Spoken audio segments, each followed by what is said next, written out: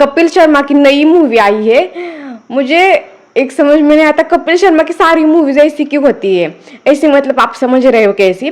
तो एनीवेज, तो इस मूवी का नाम है दादी की शादी। इसके अंदर नीतू कपूर मेन लीड पे है। तो सबसे पहले ना, तो इस मूवी के बारे में बात की जाए, ट्रेलर जब ड्रॉप हुआ था तभी से मतलब बहुत ज़्यादा एक्सपेक्टेशन नहीं थी इस मूवी से, बहुत ज़्यादा कम थी।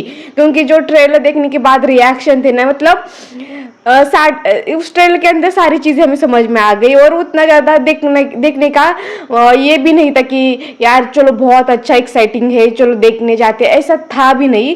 क्योंकि ट्रेलर से बहुत ज़्यादा लेस वाली एक्सपेक्टेशन थी, इसीलिए मे भी मूवी थोड़ी बहुत अच्छी लगी है। तो इस मूवी के बारे में बात की जाए ना, तो इसके अंदर आपको ऋतु कपूर देखने को मिल जाएगी। क्योंकि दादी की शादी, जैसे नानी की शादी ये सारी चीज़ें थी ना, वैसे दादी की शादी। तो इसके अंदर हमने देखा कि नीतू कपूर मेन पे, तो उसके अलावा रिधिमा का भी कैमियो इसके अंदर है। रिधिमा की एक्टिंग बहुत अच्छी है बोलना पड़ेगा, क्योंकि इतने सालों से उन्होंने एक्टिंग भी नहीं की, लेकिन फिर भी उसके बावजूद बहुत अच्छे से उन्होंने एक्टिंग की है।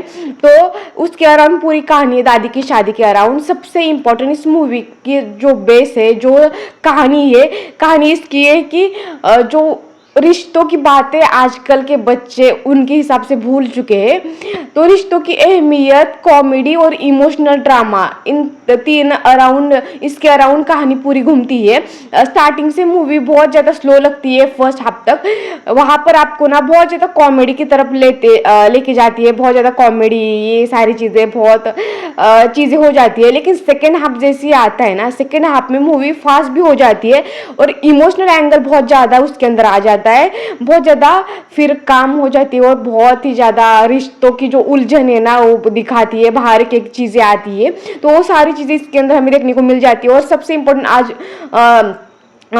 उन्होंने इस मूवी को भी रिलीज़ किया है, क्योंकि मदर्स डे भी है, और उसके लिए उस मूवी को वहाँ पे मतलब सेम टॉपिक है कि बच्चे, माँ, ये सारी चीज़ें। अभी पूरा ट्रेलर से आपको समझ में आया होगा, लेकिन फिर भी बता देती हूँ कि उसके अराउंड ये सारी कहानी है। तो आपको जो फैमिली बोले सेंटेंस में बोला जाए तो फैमिली फ्रेंडली ड्रामा ये कह सकते हैं।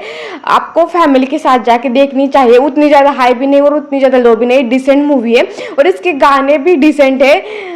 एक गाना है उसके अंदर जो बहुत अच्छा है, मतलब डीजे वाली आप नाचोगे वैसा गाना है उसके अंदर, बहुत बढ़िया वो गाना है। तो वो गाना मुझे बहुत ज़्यादा पसंद आ गया है। तो आप फैमिली के साथ, और अभी तो मदर्स डे है तो आप जाके देख ही सकते हो दादी की शादी, जो पोती की शादी से पहले हो जाएगी या नहीं होगी, क्या ट्विस्ट आएगा, किससे होगी, तो ये सारी चीज़ें आपको उस मूवी के अंदर देखने को मिल जाएगी।